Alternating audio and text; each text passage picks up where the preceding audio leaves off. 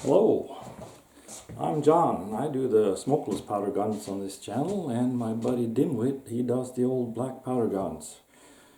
Got an interesting rifle to show you here today, and I got some other interesting things I want to discuss with you, so hang out with me for a while. This is an early Husqvarna model 648 from the, like I said, early 640 series, and they're based on the military Swedish Mauser model 1896. So this has a push cock on close mechanism, so no resistance when you open it, everything is when you close it. So we'll talk about cock on close and cock on open. We'll talk about lock time,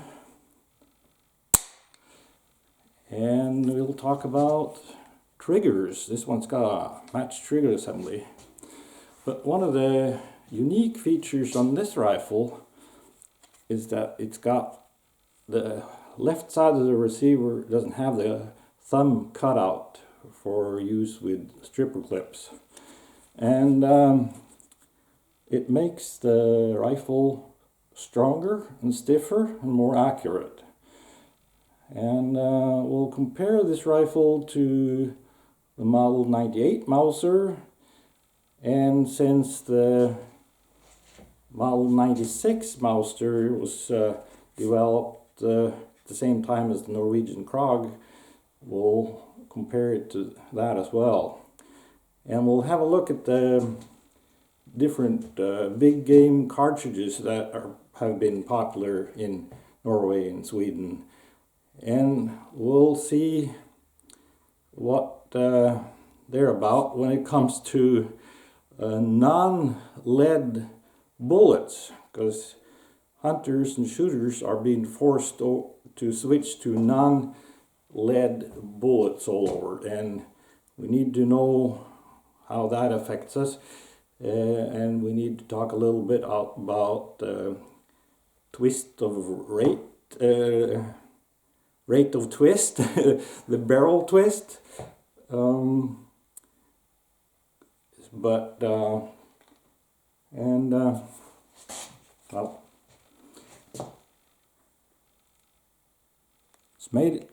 this is made in 1944, but it's pretty obvious it didn't have that stock back then.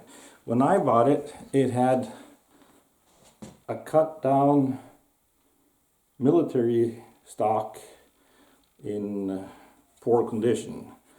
So my guess is that the owner fell and broke the stock on this one, and it just sat around for years, and when I got it, it was not drilled and tapped for scope. So it probably hasn't seen a lot of use. So I put that stock on there. It's actually the stock from Weatherby Vanguard, and they call them stocks for Griptonite. And in here in Norway, you can buy these stocks very, very cheap, because people buy the guns and they buy these adjustable stocks. And the original stock is just left over, so didn't pay much for the stock, and it worked out pretty well to alter it. It was nice to mill in and file and drill and sand, all that, and it fits pretty well in there. The recoil lug is right where it's supposed to be, and but I had to kind of fill in some areas, and you can see it's a little light gray color where I had to fill it in, but sits quite nicely in that stock, and for being synthetic stock, it's a pretty good quality. I think it's got doesn't have that cheap sound and feel to it, and it's pretty stiff. I see people push on This it will move a little bit, but not half as bad as some of them. So and I put a Picatinny rail underneath of it, and I made a sling swivel attachment on that Picatinny rail, and so I can put let's see, bipod on there, or I can put a searchlight on there. So that's pretty useful. And let's see, this rifle has a match trigger assembly. This is the original trigger. I don't think they did anything with it compared to the military ones. Maybe polished it a little better or something like that. And this is what a match trigger assembly looks like. Let's see. This one is from the Norwegian Kongsberg weapons factory, and this is from the Danish Schultz and Larsen. Well, these are both for the model 98 Mauser, and these are easy to find. We also have a lot of these for the Krag rifles in Norway, but it's very difficult to find one for the Swedish Mauser. And they do take a little bit of gunsmithing to install, but they work on a totally different principle than the stock trigger. When you pull the trigger on one of these original triggers, you pull this down, and it moves even back a little, and you got a lot of friction here. So all of that stuff is going on inside here, and then this part here that holds the bolt open will fold forward, down and forward. You don't have that, you don't have to fight that friction and that tension. And these are terrific triggers. And I have also lengthened the bolt handle, so now it has a tactical bolt handle. So that's pretty nice. And let's talk about lock time. The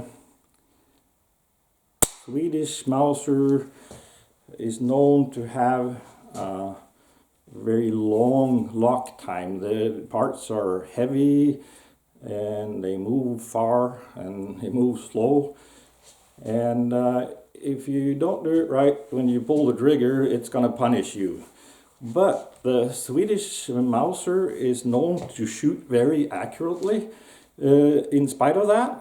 And so when you put a matched trigger assembly on there, it's going to help a lot.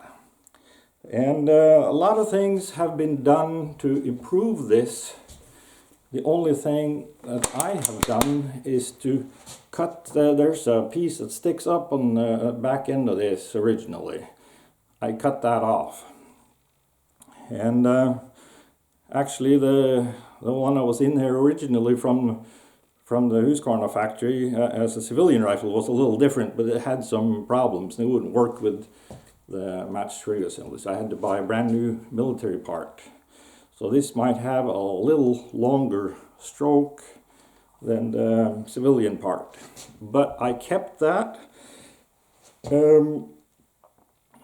I played around with two different springs from Wolf gun springs that were stronger and stiffer, and I also played around with Swedish competition setup, which involves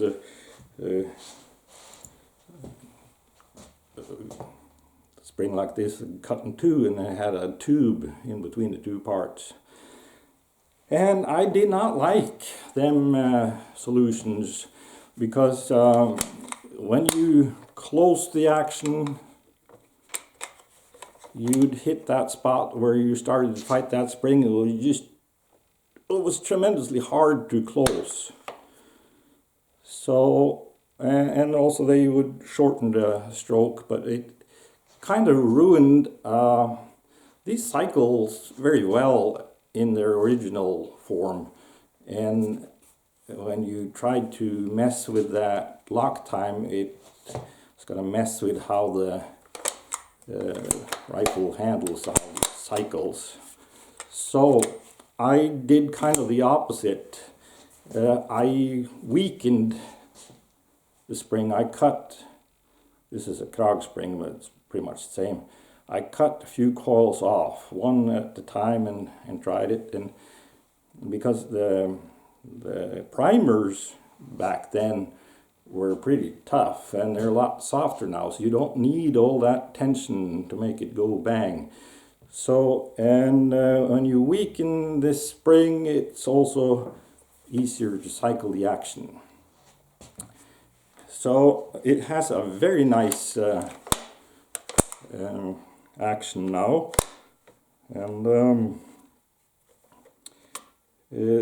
one thing to remember when you have any type of Mauser is, so you got this extractor is attached to the bolt body with a steel band. It's important that that steel band does not stick out from the surface of the bolt on each side. This one did, and it would bind. It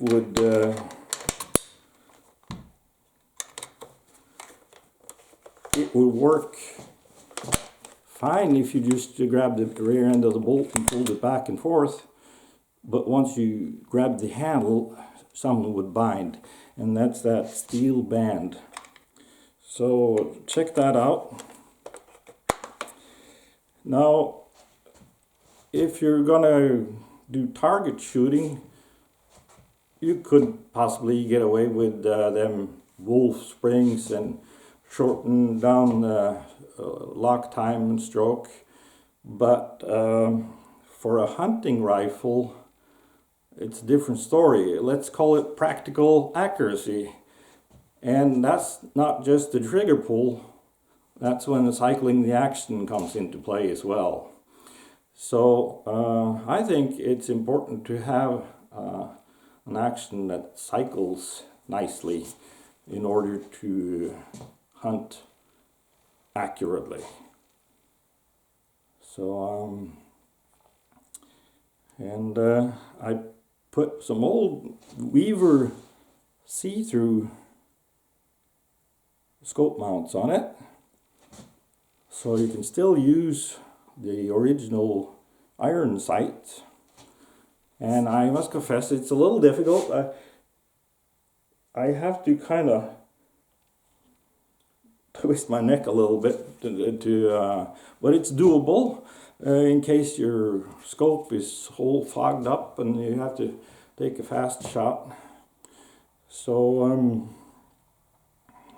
yeah, let's talk a little bit about this scope.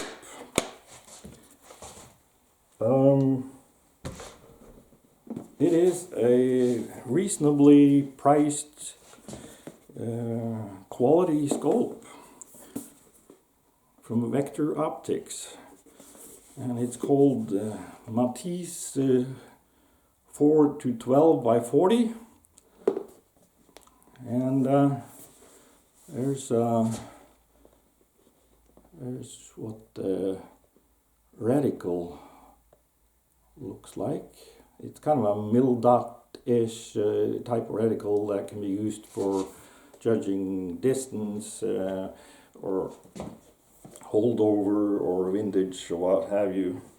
I have another scope just like it here, and as you can see, it's got an adjustable objective, which is important. That means you can set the distance and be sure that your reticle is right on your target. Because if this adjustment is off and you look through your scope at the wrong distance and move your eyes side to side, you will see the reticle moving on your target.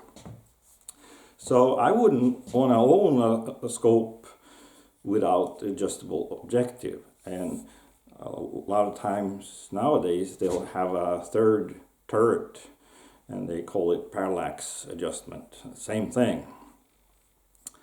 And it's got an adjustable power 4 to 12, and of course you can adjust it to your eyesight here, and it has covered, what I would call covered target turrets. Screw these off and there's a nice target turret underneath that can be turned with your fingers, and there's a little Allen key that comes with it, so you can set this dial to 0. So but with these caps on, you won't have to worry about them brushing up against the branch of a tree or something and changing. So it's kind of a, I'd call it a long-range hunting scope, or so you could do almost anything with this scope, and it's not awful big, and it's not heavy. So these are good quality, inexpensive scopes. So and this rifle is for sale, and it comes with a non-slip comfortable sling, and the scope comes with these covers, and the scope comes with ordinary rings for weaver mounts, and I even got some weaver mounts if you want that on there instead of that see-through mount. Now, how does the M96 Mauser compared to the Norwegian Krag rifle? These were made about the same time originally. The 6.5 by 55 cartridge was made by a military committee with Swedish and Norwegian members, because we were in a union back then. But they couldn't agree on the rifle, so the Swedes, they went for the M96 Mauser, and the Norwegians went for the M1894 Krag, which is purely a Norwegian design. And there's a lot of nice things to be said about the Krag, and I have a lot of Krag videos, so you're welcome to watch them. But what are the shortcomings? Well, the locking lug design is such that it doesn't handle moisture very well. If your cartridges get wet, your point of impact is going to shift up to the left, and that's not a good thing. And then you have the ejection. It flips the cartridge up and it kind of just folds out. Sometimes it just falls right back in there. And some of them are better than others for some reason. But the Swedish Mauser remained a modern military rifle for longer time than the Krag did. And that's because the Swedish Mauser used stripper clips, and the Krag has this side-mounted magazine, doesn't use stripper clips at all. So that was considered old-fashioned pretty quick. But when you put scope on these rifles, you can't use the stripper clips anyhow. So they're then they're equal again. And Norwegian Krag has been considered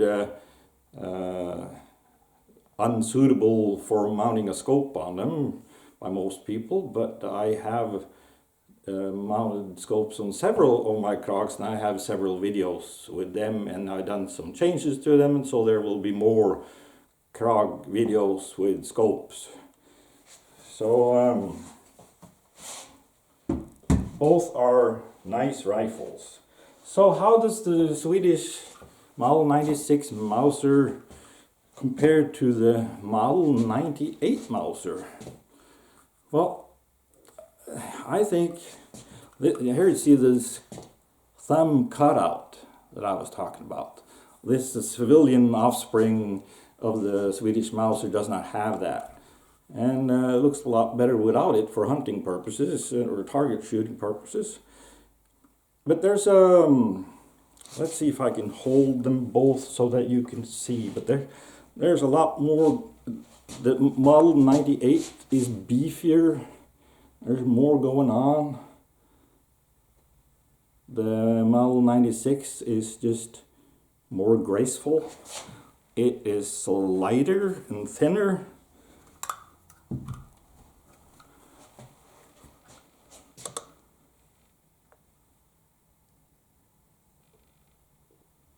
And of course the Model 98 cocks on open. The mechanism, let's see, this one is cocked. See, it cocks on the way up, and you could argue that you're using force to push your rifle out of position from the whatever you're sighting at. And then it's pretty easy to pull it back, and then the last bit cocks on closing. Most of it cocks on open and a little bit on closing. So, and that's how most bolt action rifles are made today.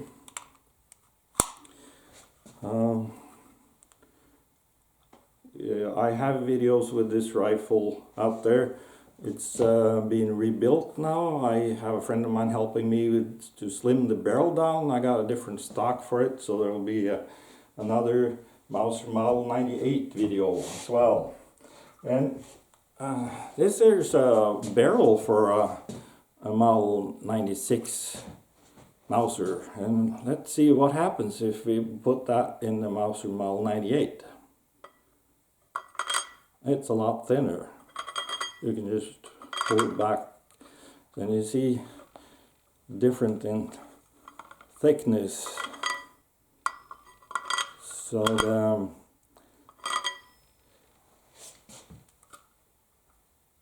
Model 98 is a lot beefier, and that means weight. So this weighs 4,050 grams right now. So that's somewhere around 8 pounds. And that's not so bad with a scope and everything on it, because it's not, you know, a purpose-built light rifle. There's just this old steel except the scope and the Picatinny rail. So not bad. A Model 98 would be heavier. Let's talk about the cartridges. Okay, so of course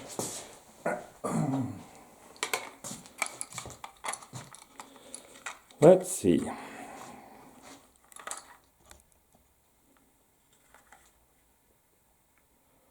This is a model or the early version of the 6.5 by 55 with the heavy 156 grain round nose bullet. And this is what they came up with later on. It's a 140 grain Spitzer bullet. And then you have the 308. 30-06. And this is our gun. This is 8x57 Mauser. And then you have the 9.3x62. And there's also a 9.3x57.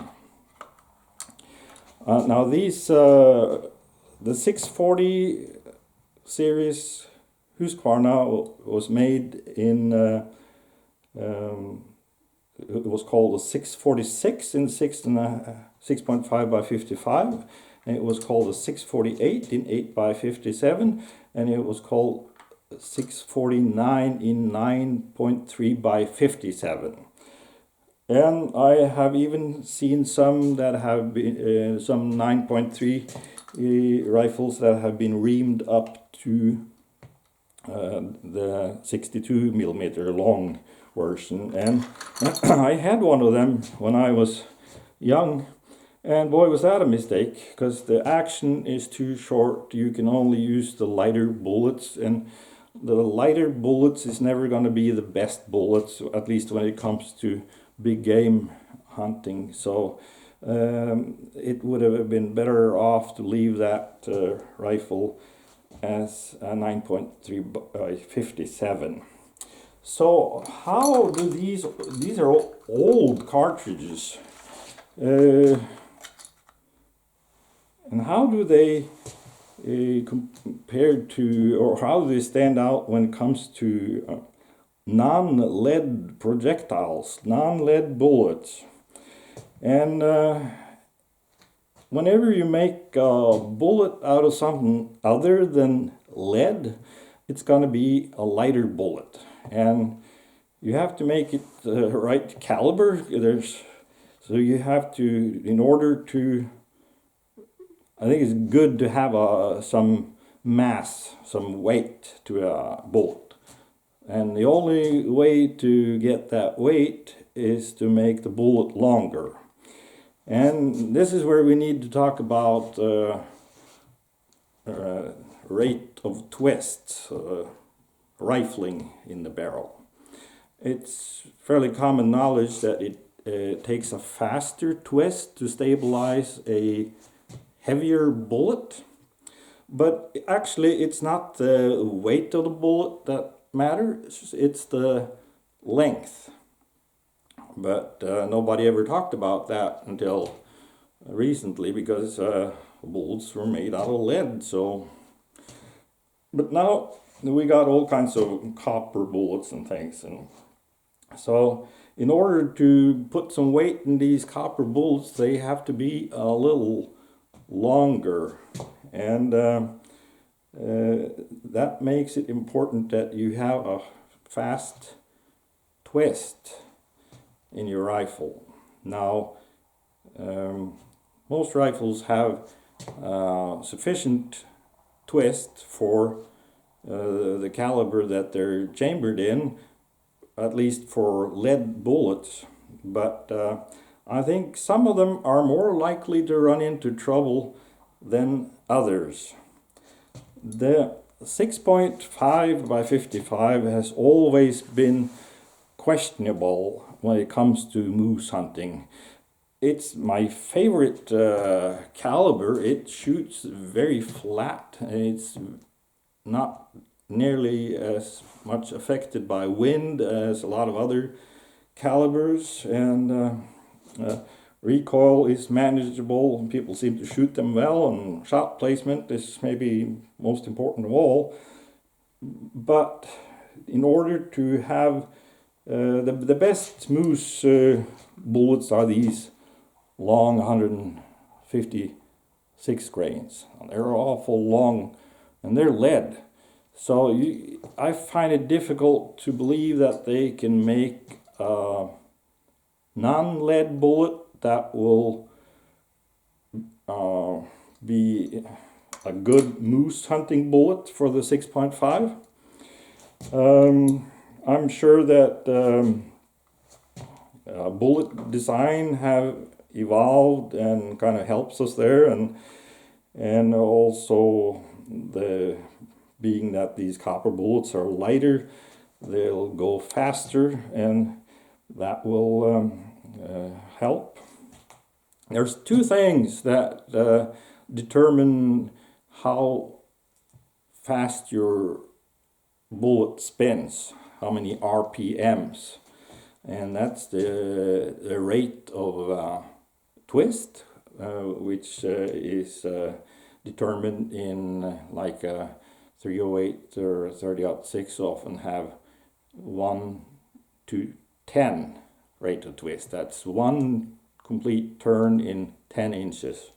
So, and of course, the faster the bullet travels through this barrel, the more spin it's gonna get, the higher RPM it's gonna get. So, being that these copper bullets are lighter, that might actually help them. So, let's talk about the 3.0. So I kind of thinking that the glory days of the 6.5 by 55 is over, at least for moose hunting. So 30 caliber, 308 and 30-06. You have a little bit of a thicker bullet, so it's easier to get the needed weight in there, and so I think they will fare a little better. The 308 is by far the most selling big game rifle in Norway. I think probably as many as 9 out of 10 moose hunting rifles sold new are 308.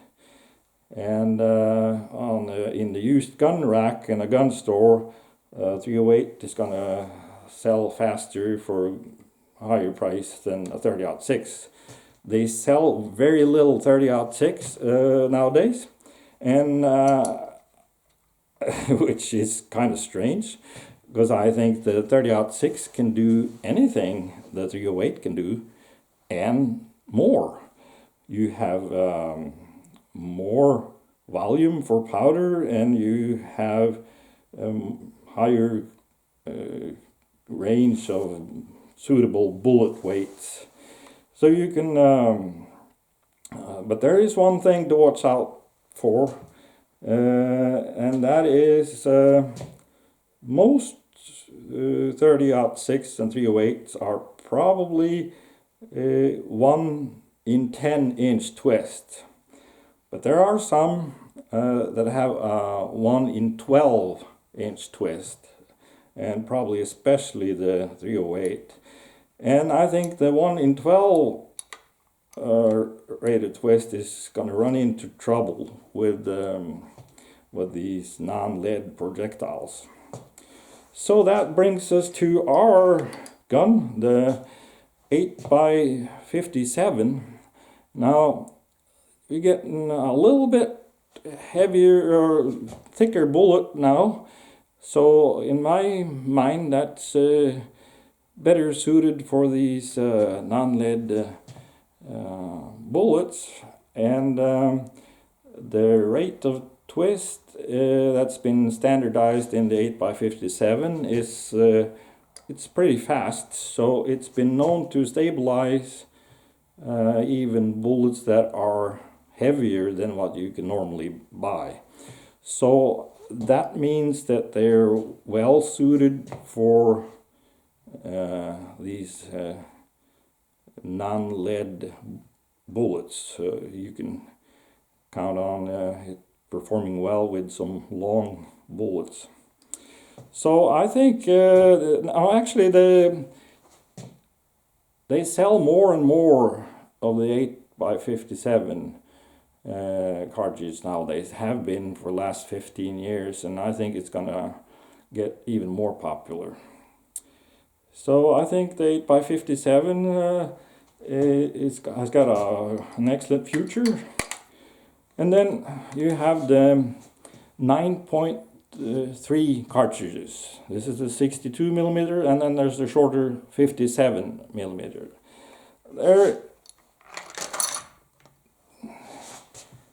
Now when you get into this big guy, you almost into a different class of cartridges.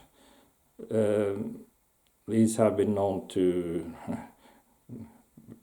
people bring them to Africa and hunt a big game there, and the recoil is far worse than these others, and I'm pretty sure the 9.3 by 62 will do well with non-lead bullets, but I think maybe the shorter 9.3 by 57 could run into some problems with just less powder capacity and what have you. But both are excellent cartridges for moose, but they're not long-range cartridges. Of course, the longer one is far superior than the shorter one, but especially a lot of older guys swear by the 9.3 by 57,